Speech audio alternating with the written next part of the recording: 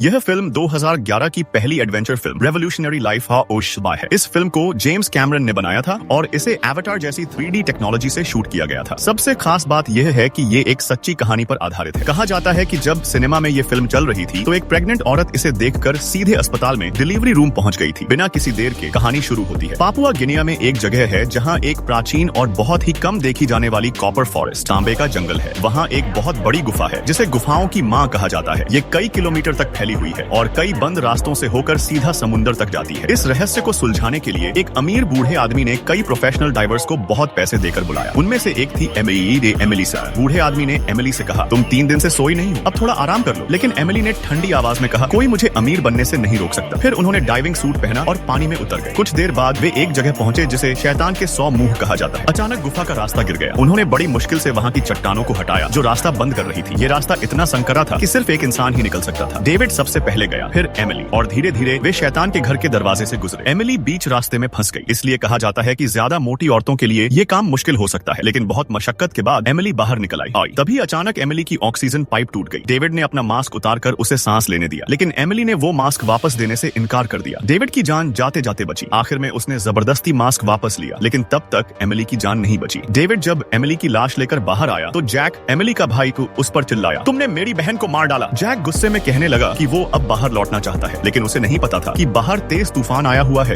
और पानी उल्टा बह रहा है। जैक सोचता रहा और कहता है कि उसे वापस जाकर सब बताना होगा। दूसरी ओर बूढ़ा general, same rich old man, देखता है कि बारिश का पानी अंदर घुस रहा है और जल्दी बाहर निकलने की जरूरत है, लेकिन भारी बारिश की वजह से वो ऊपर चढ़ नहीं पा रहा था। तभी जैक समय पर वहाँ पहुँचता है और रस्सी एक बड़े पत्थर से बांधकर मिया को ऊपर खींचने की कोशिश करता है, लेकिन तेज बहाव से वो पत्थर बह गए। रायन ने अपने शरीर से पत्थर को रोका और मिया को ऊपर खींच लिया, लेकिन तभी पत्थर टूट गया और जैक और मिया दोनों पानी में गिर पड़े। रायन, जो सबसे आगे था, बदकिस्मत रहा। एक बड़ी चट्टान ने रास्ता बंद कर दिया और वो दीवार से टकराकर गिर गया। जब बूढ़े जनरल उसे पाता है तो उसकी हड्डियां टूट चुकी थीं और वो कुछ कर नहीं सकता था। डेविड ने रायन को गले लगाकर कहा, सब ठीक है, सब ठीक हो जाएगा, और फिर उसे धीरे से पानी में छोड़ दिया। डेविड अब चाहता है कि मिया अपनी मरी हुई बहन एमिली का डाइविंग मास्क पहन ले, नहीं तो पानी में उसका शरीर ठंड से जम जाएगा। लेकिन मिया रोने लगी और मना कर दिया। आखिर में सबको मजबूरी में अपने डाइविंग गियर लेकर आगे जाना पड़ा। जब सभी शैतान के घर से गुजर रहे थे तो सब तो आराम से निकल गए, लेकिन आखिर में आई मिया फिर से फंस गई। बहुत कोशिश की लेकिन बेकार। सब बाहर खड़े इंतजार कर रहे थे। तभी मिया ने लंबी सांस ली और ऐसा लगा जैसे उसका वजन कुछ किलो कम हो गया हो। फिर वो गुफा से बाहर निकल आई, लेकिन ठंडे पानी की वजह से उसका शरीर जमने लगा। सबने उसे गले लगाया, गर्मी दी और आखिरकार मिया होश में आई। इसी वक्त एलन अचानक पानी में गिर पड़ा। डेविड ने उसे बाहर निकाला, लेकिन जब उसने उसके कपड़े हटाए तो देखा